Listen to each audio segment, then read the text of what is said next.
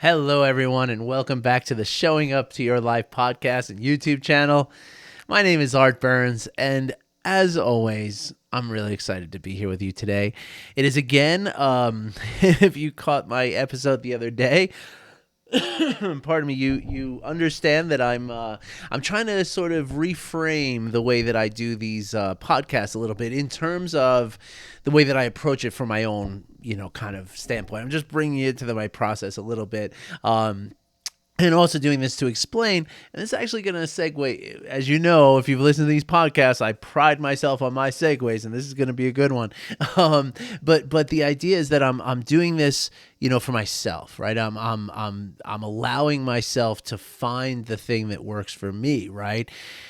And I'm not apologizing for it, and that's what we're going to get to in a minute. But before we get into today's topic, which is really going to be I hope, very special and very helpful for all of you, especially those of you in relationships, which we are all in relationships. It doesn't have to be a romantic relationship, could be a friendship, could be a collegiate relationship, colleagues, right? Coworkers, that kind of thing. It could be any kind of relationship, your family, your relationship to your parents, your siblings, your cousins, your nephews, your nieces, all of that stuff, right? So we'll get into that in a second. But before we do that, I want to just kind of do a little bit of housekeeping here, okay? So the first thing I want to bring up, there's three things I just want to kind of mention here real quick, okay? The first thing is that I want you all to know that I have a Patreon page, okay? Patreon is a wonderful tool, a wonderful application in which, people like you who benefit and enjoy content from people like me can support me financially. And I want you to know that I would really appreciate it. There are a few of you already who do support me through Patreon, and I just want you to know that every little bit is enormously helpful, okay? This is, even though I'm doing my thing, I'm trying to, bring all this mindfulness and compassion and the expertise with the practice and everything, right? But I have bills to pay, right? And so, and even just generating this, right? You have to pay for this, all these different, programs, and everything has monthly charges these days, and so any little bit will help. Even a couple of dollars a month would be very helpful. So as always, I always put not always, but I try to always put the Patreon link at the bottom of the email. I'm going to move it to the top today, the top of the description and email, just so it can be right there for you. I want to just make it easier for you, okay? Second item on the order of business is this plant behind me. Zoom, for whatever reason, or I'm not sorry, this is not Zoom. This is QuickTime video that I'm using for this recording, which that's something else that with some support, I might be able to get a little bit better video, recording equipment or software, and maybe be able to make some more polished and enjoyable videos for you. Just letting you know, okay? But anyway, QuickTime reverses the screen, right? So when I put my right hand up, I'm seeing my left hand go up, and so when I look at a plant over my left shoulder, it looks like I'm going over my right shoulder. But anyway, y'all can see that plant back there. So you see these, again, there it goes again. You see these this little guy hanging right down here. For all of you on the podcast, I am pointing to a beautiful pothos plant that I got here for about 6 months ago, to just, kind of put some green in the background of my videos here, right? She's getting a little long. She needs a haircut, right? So this little string here, right, which has 3 different leaves. It's actually got 3 full-grown leaves and 2 little baby leaves that are coming out and unfurling right now, even as we speak, okay? These are very, very easy plants to care for, okay? I do not have any natural light in this space at all. I have a little window. I'm in the basement of my house. That's where my office is. And so I have a little window about 6 or 7 feet away, but it's like in a well, right? So there's barely any light comes in here at all. I mean, I have these lights on that I use for the videos every day, so I guess it's getting some light from there. But truly, these plants are survivors. Like, you can't screw one of these plants up, seriously.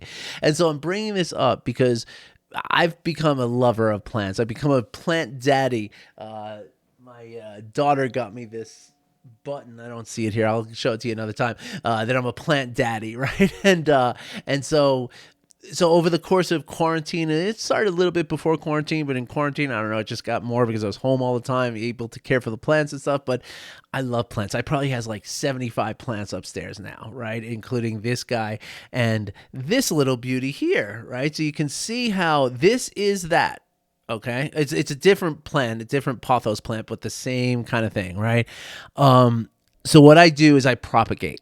Okay, so what I would do is I clip that guy like right, if you can follow where my finger is, like right about there. I would cut it, right, and then what you do is you put it in water for a few weeks. You got to change the water once a week until it grows roots, and then you simply put it into a little pot like this. You keep it, I'll give you all of the information you need to keep this thing alive, okay, and to get it to thrive. So you probably know where I'm going with this. I want to cut that little thing and I want to give it to somebody. I want to give it to you, okay? So I guess, who's ever the first person to claim it, okay? And don't worry, there'll be more, okay? These plants, they just grow. That's the beautiful thing about plants, right? They just keep growing, and you can keep propagating them, and you can, keep doing this and just keep making new plants. Now, I can either send you the cutting, right? I'll wrap it in a little moist paper towel and put it in a Ziploc bag and mail that to you so that you can, kind of do the whole process that I just described, put it in water, wait till it roots, and then put it in dirt. You can do that yourself, or you can just wait and I'll put it in dirt for you and I'll ship something like this to you. Of course, always with drainage and a dish beneath it. This is a pot that my daughter painted for me for Christmas. So I want to send this to you. So all you got to do is pay the shipping, right? And if it's just if it's just the cutting, I could cover that. But if you want something big like this, I'm going to have to figure out how to, pack it up nice and safe. And so that's going to take some time and resources. So you pay for that and I'll send this to you, okay? The only thing that I ask in return for this is that you offer a donation to your favorite charity, okay? I don't care how much, even if it's just $1 single dollar. It doesn't matter to me. But make a donation to your favorite charity, and I will gladly send you that pothos cutting right there. And if you're asking me, I would say, well, anyway, I don't want to get into my charities, but whatever charity you prefer, if you're looking for suggestions, I will do that with you offline, okay? Because I don't want to get politically, get anybody offended or anything like that, because there's so much politics out there and so much, sore feelings. But I would make some suggestions about, some of the people who are trying to fight the pipelines, the oil pipelines coming through the Canada and the northern states of the U.S. I might consider something about, Planned Parenthood in the state of Texas right now, because there's a lot of people there are going to be really in very, very difficult way. But again, I don't want to get political, so we can talk about that offline. All right. But yeah, that's an offer for you. So all you got to do is the first person who emails me back and says they want it, it's the only democratic way to do it, right? But if I get like 4 people, then you'll go in turn, okay? The second person will get the next one. And I have other plants too, so I could send you all cuttings, but that one, this is so hard to do. Okay. That one right there is going to go to the first person who emails me and says that they want it, okay? The email, by the way, is art@artburnscoaching.com. Okay. And gosh, there was one other thing. Oh, and also, so I've been doing this Thursday night thing on Meetup, right? And actually I already took the thing down, but I would love to put it back up, okay? And I would love to create a weekly time where, people could just show up and ask questions that they have about mindfulness, okay? And basically get coaching, right? Like, I want to offer you coaching. Now, a number of you have used the free coaching session that I give out I give a link with every single video I do, right? Of the free coaching session that you already have in your name, okay? I've already covered the costs on that, okay? And I know I go over that a lot, okay? but sometimes when, there's been a number of people who have taken advantage of that single coaching session. And then, when we get to the end of the call, they really benefit from it. They thank me, they love it and everything. And then they say, well, what if I wanted more coaching? Right? And that's where the financial reality comes in, right? And look, folks, it is just that. Like if I'm going to spend an hour of my time, I need, in order for me to pay rent and pay lights and get gas in my car and all that stuff, right? There needs to be a financial exchange there, right? And so for some people, for that one-on-one, that exchange can be kind of expensive, right? So I mean, it's certainly well below the national average of $250 a session that most coaches get, and it's certainly below what one of my clients told me the other day, that she saw somebody who was charging $2,500 for a single session. I'm sorry, but there's nothing any coach is going to do for you that's worth that much money, right? Unless they're going to like rob a bank and give you all the money or something like that, There's really nothing that, so I will never charge that kind of money. Generally speaking, I'm around like $100, $80 an hour, but that's expensive for a lot of people. So what I want to do is I want to set up a group situation, because a group situation, what we do is we have an economy of scale, right? If I get, if I'm getting $80 per session one-on-one, if I get 8 people together and each pay $10, well, then we're good, right? It's the same difference. And I don't need to make exactly the 80. It's okay if it's a little less. It's just, again, it's just giving it away. It's proven to be not the best idea for me, because it's again, we got bills to pay and stuff, and look, heaven knows that I do a lot of free coaching for people, and I'll not stop that, right? But there's only so much that, is feasible, right? So again, if I can create a group, well then, then everybody can pay like $5, even $2 or $3 a session, and we could probably make it work. So I would love to hear from you on that. Okay, if you're interested in that group coaching scenario and offering, let me know. Okay, because I always try to offer a lot of information here, but I'm sure you might go home and you might try some of the things I talk about here, and nothing in the universe is one size fits all, right? So there might be times where it's like, Art, the way you explained it, it just doesn't work that way for me, And so in a 10-minute session, that you only pay a couple dollars for, I can give you the alternative. I can help you through that. And then you can really use some of these practices to really thrive in your life. Okay. And I would love to offer that to you. So let me know if I can get even 5 people for like $5 a session, that's worth it to start. So let me know. Okay. Right now, Thursdays are free, but we can also work on the weekends. We can figure something out. Okay. So let me know if you're interested, and then we'll talk about the details after that. Okay. All right. So let's get to new business, shall we?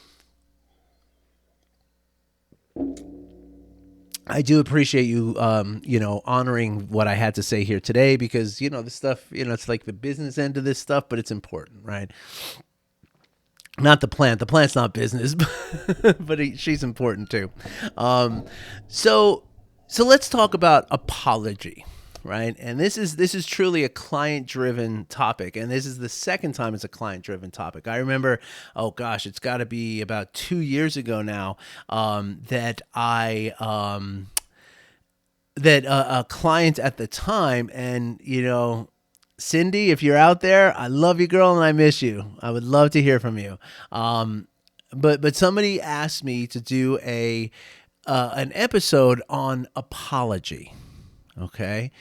And did I say apology just now? I meant to say apology. I don't know if I said forgiveness a few minutes ago, but I meant to say apology, because those two things very intertwined in my mind. But anyway, pardon me. So somebody asked me a long time ago to do an episode on apology, and I did at the time. But just this morning it came up again in another client meeting. So I really feel like it kind of wants to be revisited somehow. So I'm going to go ahead and do that. Okay. So let's talk about what an apology is, because, a lot of times I think a lot of people really kind of, we've, maybe like one of those sort of cultural, linguistic, evolutionary kind of things, where I think the notion of apology has sort of been twisted and turned and maybe has lost some of its essence in, in our cultural vernacular, right? And so I'd like to talk about what an apology is, right? Because most of the time, right, we hear apologies that are, well, first of all, there are some apologies that are not truly apologies, right? And those are the apologies where, the person says, I'm sorry, but, and then gives you some kind of justification, right? You see, that's not really an apology. That's more of like asking somebody to forgive you and letting them know that nothing's going to change, right? Like you're not really sorry for what you did. You're justifying what you did, but you're expecting them to forgive you anyway. So that's a very selfish, request for forgiveness, right? Because forgiveness is not really about that, right? Forgiveness is not about giving somebody license or permission to do something. Forgiveness is about feeling the forgiveness for somebody, right? Feeling that, allowing yourself to move past that heaviness of what you might, of the thing that that you want forgiveness for, right? Or that you're forgiving the other person for, right? Like something somebody did to you, right? Like a lot of times we wind up holding on to that thing, right? But forgiving that thing is actually what's going to help us. It has really nothing to do with the other person, right? But an apology has everything to do with the other person. Okay. And this is an important distinction, right? Because again, when I say I'm sorry, but I didn't like the way you did that thing, and that's why I did what I did and all that kind of stuff. Well, then that's not really about the other person. That's more about me, right? And that's not okay, folks. It's really not okay, because what that's sending the message to the other person that, it doesn't really matter what you want or what you think. I don't really care. It does not matter to me. What matters to me is that you understand me. I don't need to understand you. That's the message you're sending. Of course, that's probably not what you mean to send, right? It's probably not what you mean to say to that person, but that's what comes across. And so the other end of apologies, right? The other kind of, false apology or confused apology, if you will, is when people apologize for expressing themselves, right? Or for being themselves. Like a lot of times, if you feel like somebody else is upset, right, then you feel like, oh, I'm sorry, but I have to ask, can I, go to the bathroom or something, right? You have no reason to apologize for something like that. Right? You have no reason to apologize for your needs. You have no reason to apologize for expressing your emotions. And you have no reason to apologize for the way that you feel. Right? There's no apology in any of that. And we need to stop that, because it's really not, it's not self-compassionate. And it's also opening ourselves up to, if we have a narcissistic partner, for instance, then it's going to be real bad news for us. Right? Because if we're laying ourselves down for just being who we are, there are people out there who could take advantage of that. And you don't want that, right? But you deserve more self-credit and self-love and self-compassion than that too. So that you could look at it as an act of self-compassion to notice those times where you feel like you are, motivated to apologize for the way you feel, for expressing your emotions, or for who you are, right? Like if you feel yourself creeping up to that feeling like I need to apologize for this, or I'm sorry, for your needs, right? Not who you are, but for your needs, but who you are too, right? If you feel yourself creeping up to that, pause for a moment and ask yourself, is this really, should I be apologizing for this? Because most of the times, if it's one of those three things, actually every time, if it's one of those three things, the answer is no, you should not apologize for it. You do not owe anybody an apology for the way you feel, for expressing your emotion, or for expressing your needs. You never, ever, ever owe anybody that apology. And again, it's an act of self-compassion to notice yourself edging up to that apology, stopping yourself and pulling yourself back. That's an act of self-compassion, and you should do that as often as you can, because self-compassion is one of the best things that you can do for yourself, as I told you just yesterday. All right. So then what is an apology? if those three things aren't apologies, and those are very common reasons that we apologize, what is apology? Let's talk about that. Okay, so the first thing that apology is noticing, right? Where there's some empathy involved, right? Because before I apologize to you, I have to notice that there's something to apologize for, right? Which means that I have to notice that whatever I did or said or didn't do or didn't say offended you, right? So I have to acknowledge your pain and your suffering through the empathy, right? That's through my empathic resonance. I need to recognize, absorb your and acknowledge your pain and suffering, or your offense, whatever it is that I did that offended you or hurt you or inconvenienced you, right? If it's not something that's my needs, the way I feel, and expressing my emotions, right? If it's not one of those three things, and I inconvenienced you, well, then I have to feel the empathy of your inconvenience, okay? Then the next thing that an apology is it's an act of compassion, right? Because first I felt the empathy of noticing your difficulty, you're noticing your pain, your suffering, and now my apology is a way in which I'm recognizing and I'm letting you know, I know that I hurt you. I know that I did something to bother you. And I wish for you not to feel that anymore. I am acknowledging that whatever I did put you off, put you out, put you under, and I'm wishing for that damage to be mitigated in whatever way I can, right? And so when we offer that, I apologize to you, right? That's an act of compassion, right? That's me saying that I feel you and I value you, and I value enough to want for you not to feel the pain and suffering that you're feeling right now. Okay? And so this is really very, very important and very, very valuable that we kind of hold this in our mindfulness, right? Because that's, an apology can be even a practice in mindfulness, right? Because the moment we notice, that's mindful, right? So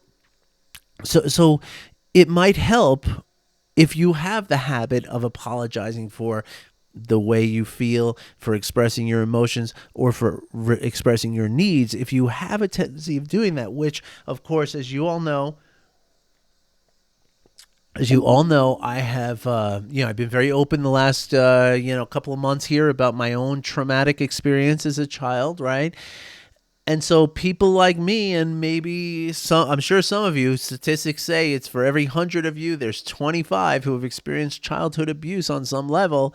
And so people like us, right, we're always apologizing for our needs. We're always apologizing for how we feel. And we're always apologizing for expressing our emotions. Right? That's how we grew up. That's how we grew up, managing and keeping ourselves safe, right?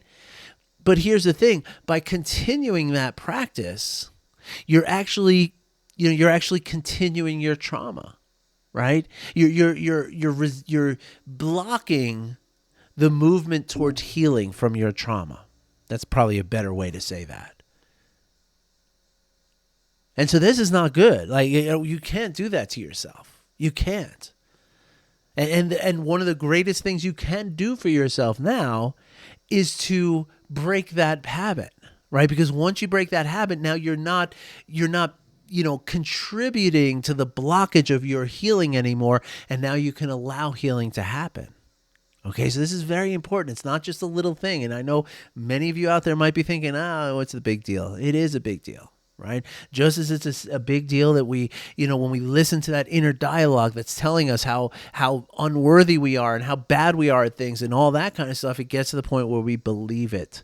I was on Facebook today. Somebody friended me, and I went to her page, and on the the little headline of her Facebook page, she had the quote from Henry Ford, which is, "If you believe you can do a thing, or you believe you can't do a thing, you are right."